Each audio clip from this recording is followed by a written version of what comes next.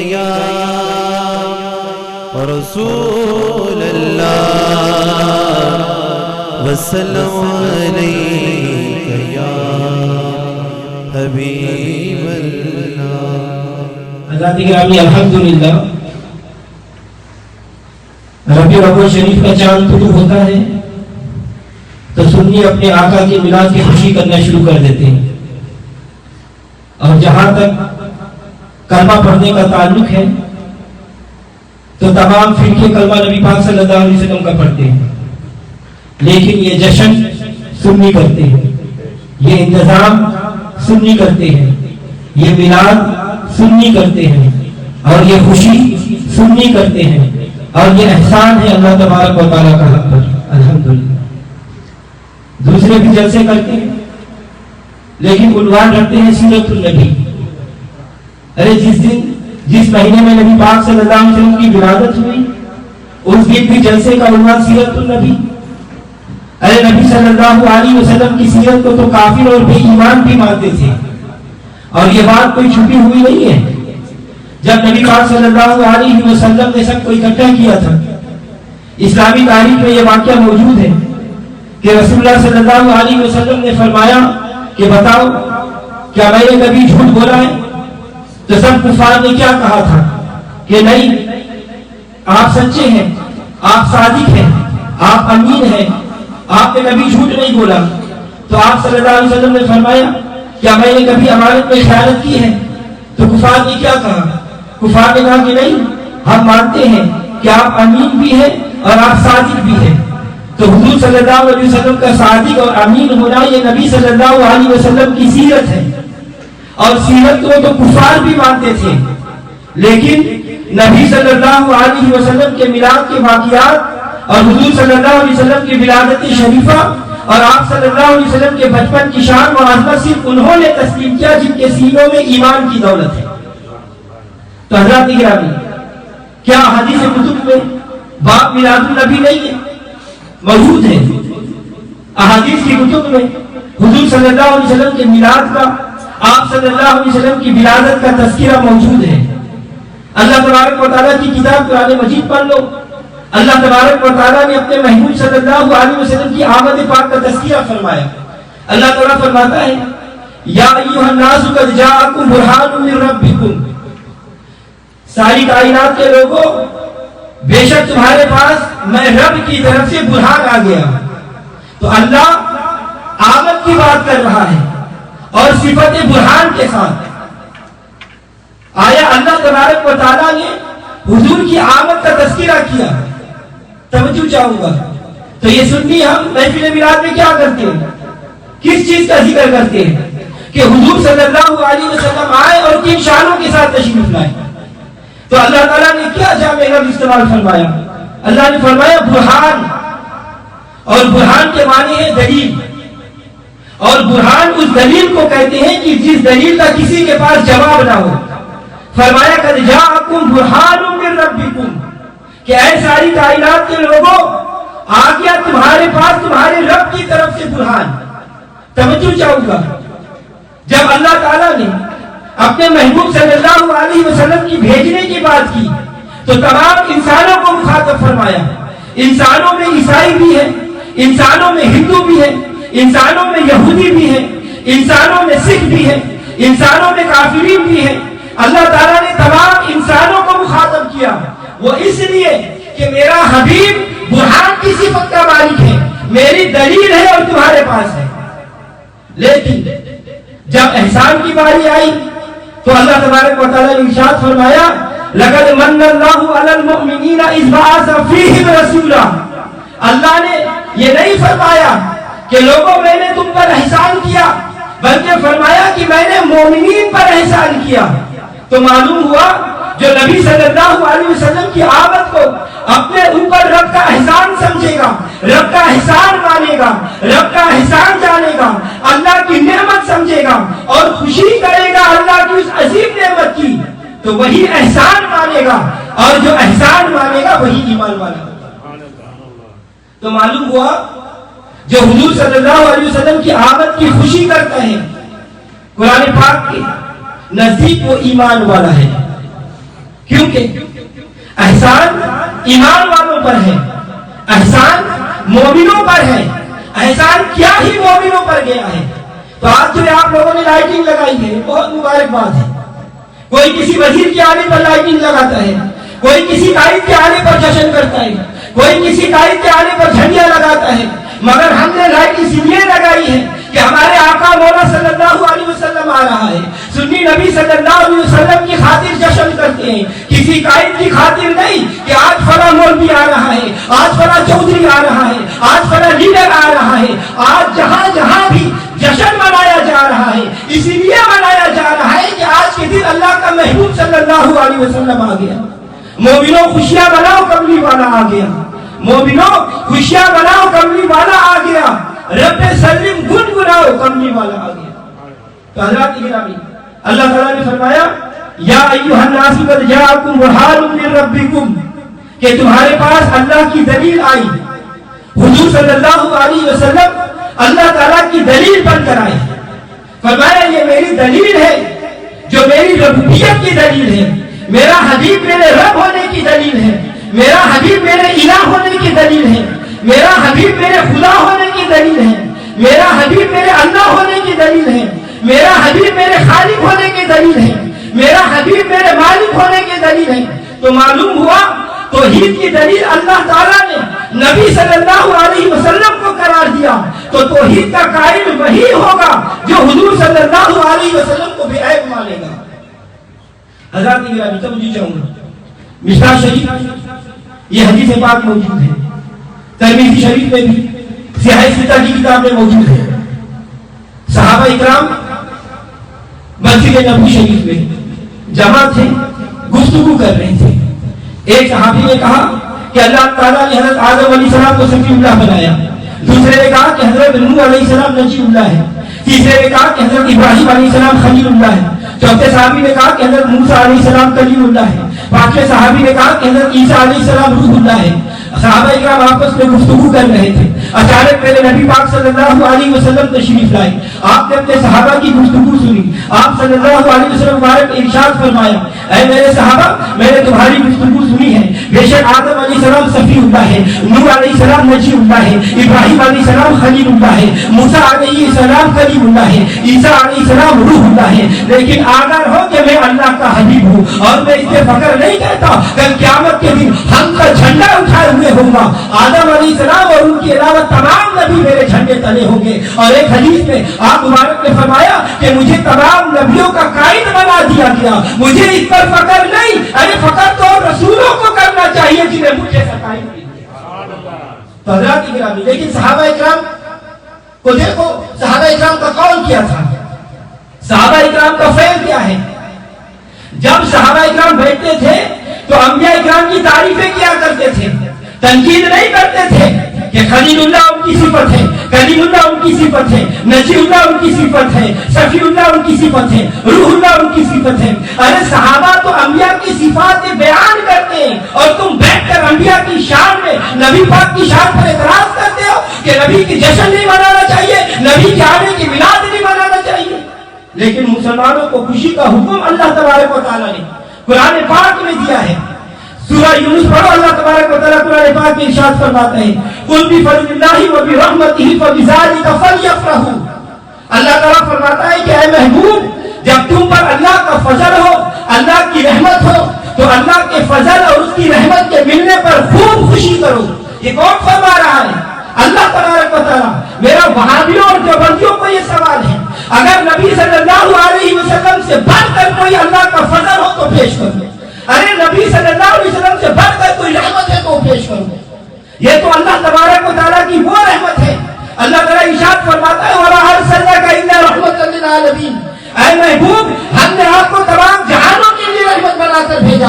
تم نے نبی صلی اللہ علیہ وسلم کا کلمہ تو پڑھ لیا، مگر ان کی محبت تمہارے دل میں نہیں آئی۔ توجہ چاہوں گا، نمازیں تو پچھلی امتوں پر بھی فرض ہوئی، حضور صلی اللہ علیہ وسلم کی امت پر بھی فرض ہوئی۔ حدیث پاک میں موجود ہے، آپ صلی اللہ علیہ وسلم مبارک نے ارشاد فرمایا کہ جب میرا امتی نماز پڑھنے کے لیے مسجد کی طرف جاتا ہے تو اس کے ہر قدم اٹھانے کے بدلے میں ایک نیکی لکھی جاتی ہے، اور جب اپنا دایاں قدم اٹھاتا ہے تو ہر قدم کے بدلے میں ایک نیکی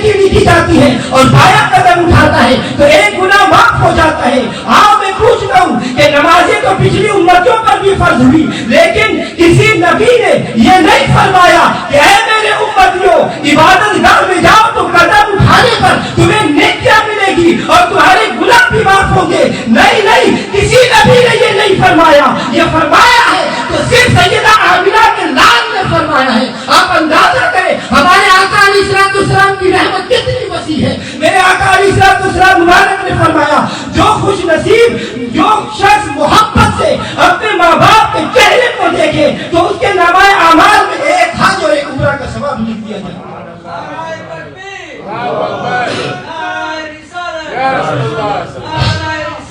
या रसूलुल्लाह सल्लल्लाहु अलैहि वसल्लम, हज़रात गिरामी, मेरे आका की अहादीस मुबारका पढ़कर भी आपकी रहमत का इनकार करने वालों, कुरान भी पढ़ो। अल्लाह ताला फरमाता है वमा अरसलनाका इल्ला रहमतल लिल आलमीन, और अल्लाह ताला का ये इरशाद भी मानो, कुल बिफज़लिल्लाहि व बिरहमतिही फबिज़ालिका फलयफ़रहू। आज अगर तुम्हारा लीडर आए तो तुम स्टेज सजाते हो, झंडियां लगाते हो, खुशी करते हो, तुम लाइटिंग लगाते हो। हम पूछते हैं कि बताओ तुम अपने लीडर के आने पर खुशी क्यों करते हो, तो तुम कहोगे कि हमारा लीडर अल्लाह की रहमत है, इतना अच्छा लीडर मिला है, ये अल्लाह की अता है। मैं पूछता हूँ, अरे तुम अपने लीडर के लिए तो जो मर्जी करो, लेकिन हुजूर सल्लल्लाहु अलैहि वसल्लम के नाम पर तुम्हें क्या हो जाता है? तुम कैसे मुसलमान हो कि तुम्हें अपने रसूल के नाम से चिढ़ है? क्या ये दीन है? क्या ये इस्लाम है? क्या ये ईमान है? तवज्जो चाहूंगा, जब बेटे की शादी करो, चाहे वो वहाबी हो चाहे वो सुन्नी हो, सब सजावट करते हैं, डेकोरेशन के सामान लगाते हैं, झंडियां भी लगाते हैं। जी अपने बेटे की शादी कर रहा हूँ, चाहे शादी के बाद वही बेटा अपने बाप को झिड़कना शुरू कर दे। मुझे बताओ कि कोई बाप अपने बेटे के बारे में ये हतमी तौर पर ये लिख कर दे सकता है कि मेरा बेटा शादी के बाद मेरा वफादार करेगा? जब बेटे की बीवी ने कहा कि लड़के से कहा कि मैंने 4 चाचा 3 मामू 1 माँ बाप छोड़े हैं और तुम मेरे खातिर एक बूढ़े माँ बाप को नहीं छोड़ सकते, तो वो बेटा अपने माँ बाप को भी छोड़ देता है। अरे तुम उसके लिए झंडियां लगाते हो जो बेवफा है, तुम उसके लिए सजावट करते हो जो बाद में तुम्हें ताना देगा, तुम उसके लिए इतनी मेहनत करते हो, मोहब्बत करते हो जो तुम्हारे साथ क्या शुरू रखता है। लेकिन आप जो मेरे आका अलैहिस्सलाम के आका की रहमत का अंदाजा कर रहे हो, तो देखो मेरे आका अलैहिस्सलाम पैदा होते ही उम्मत को नहीं भूला, मेराज में जाकर भी उम्मत को नहीं भूला, गारों में जाकर भी उम्मत को नहीं भूला, गारों में जाकर भी बख्शिश की दुआएं फरमाती हैं, पहाड़ों में जाकर भी बख्शिश की दुआ फरमा रहे हैं। अरे तन्हाइयों में भी उम्मत के लिए दुआ फरमा रहे हैं, अंधेरों में उम्मत की बख्शिश का गम कर रहे हैं, अंधेरों में उम्मत का गम आपको सताता है। और फिर जब हम यहाँ से जाएंगे तो कब्र में भी हुजूर सल्लल्लाहु अलैहि वसल्लम की रहमत काम आएगा। जब जो इतना प्यार करने वाला हो, जो इतनी मोहब्बत करने वाला हो, जो इतनी गंदों और गुनाहों के धोने वाला हो, तो उसकी पैदाइश के दिन तुम खुशी में नहीं कर सकते। लेकिन अहले सुन्नत तो हर हाल में मिलाद करेंगे, अहले सुन्नत तो हर हाल में खुशी करेंगे, अहले सुन्नत हर हाल में नाते पढ़ेंगे। और इन लोगों के नजदीक जो ये कहते हैं कि मिलाद शिर्क है, उनके नजदीक तो नबी पाक सल्लल्लाहु अलैहि वसल्लम की वालिदैन भी मोमिन नहीं। मैं सवाल करता हूँ कि मुझे बताओ, जब नबी सल्लल्लाहु अलैहि वसल्लम नमाज पढ़ते थे तो क्या फरमाते थे? रब्बना इग़फिरली वाली वालिदैया वलिल मुमिनीना यौमा यक़ूमुल हिसाब। या अल्लाह मेरे वालिदैन को बख्श दे, या अल्लाह मेरी भी बख्शिश फरमा और मेरे वालिदैन की भी बख्शिश फरमा। तो सवाल ये है कि क्या काफिर की मग़फ़िरत की दुआ करनी जायज़ है? क्या काफिर की बख्शिश की दुआ करनी जायज़ है? नहीं जायज़ है। तफसीर रूहुल बयान उठाकर देखो, इमाम मुफस्सिरीन इमाम इस्माइल हक़ी रहमतुल्लाह अलैहि ने लिखा है कि वो मछली जिसने 40 दिन हजरत यूनुस अलैहिस्सलाम को पनाह दी, क़यामत के दिन वो मछली भी जन्नत में जाएगी। अगर वो मछली जिसने अपने पेट में 40 दिन अल्लाह के पैगंबर को जगा दी, वो तो जन्नत में जाएगा, तो नबी पाक सल्लल्लाहु अलैहि वसल्लम की वालिदा ने तो नबी को सरदार को अपने पेट में 9 बार रखा है।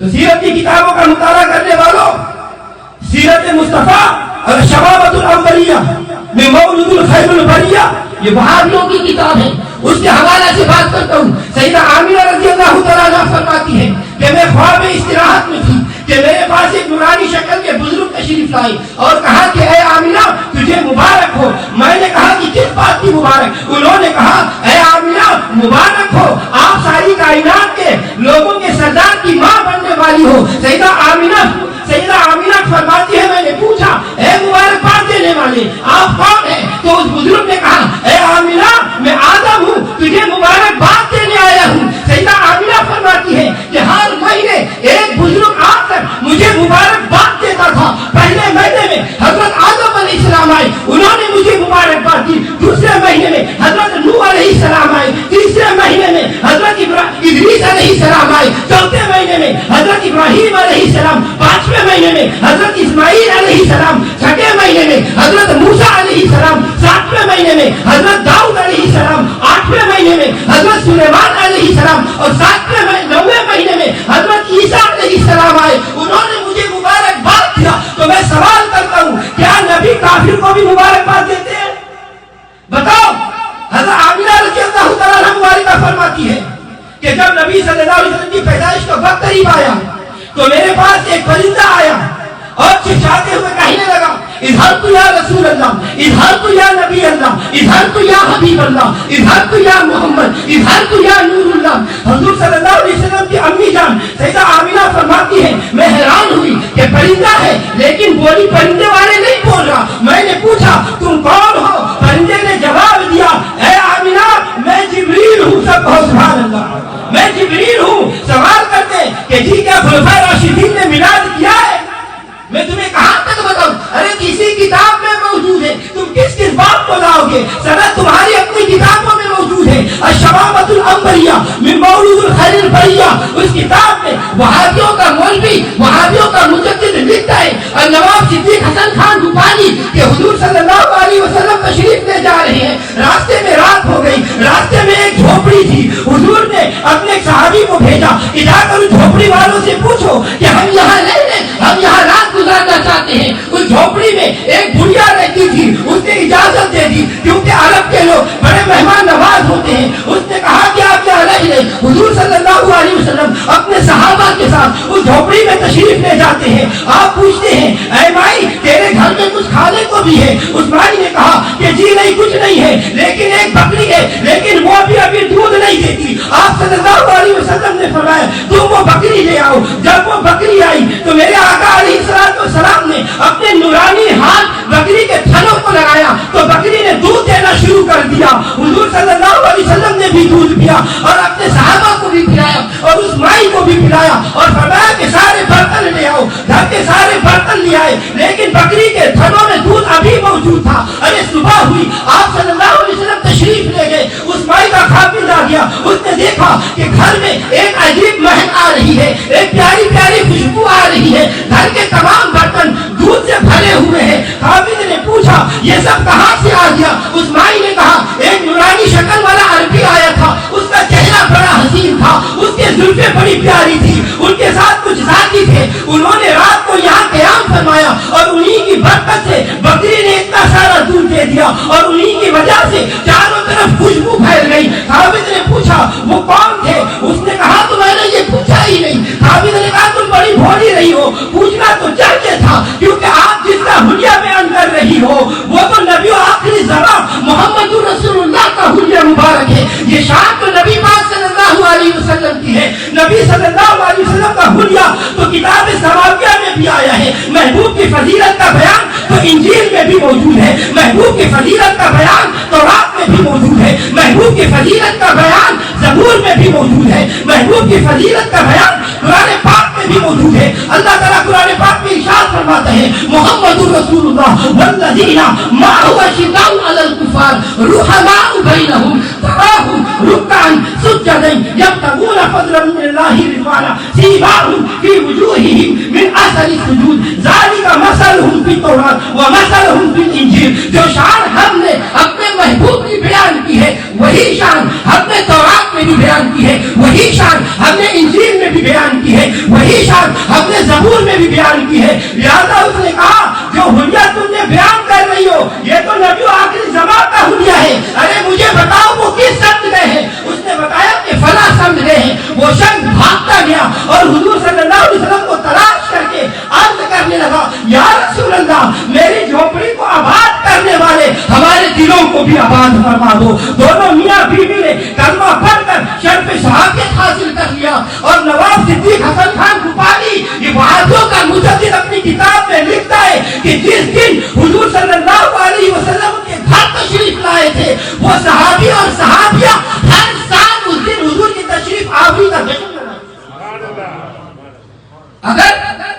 کتاب میں ہمارا نہ ہو تو جو سزا ہے چور کی وہ سزا مجھے منظور ہے، لیکن اگر موجود ہے تو اپنے بزرگوں کو تو مانو، حضور کی تشریف آوری کا ملاد تو کرو، خوشی تو کرو کم سے کم۔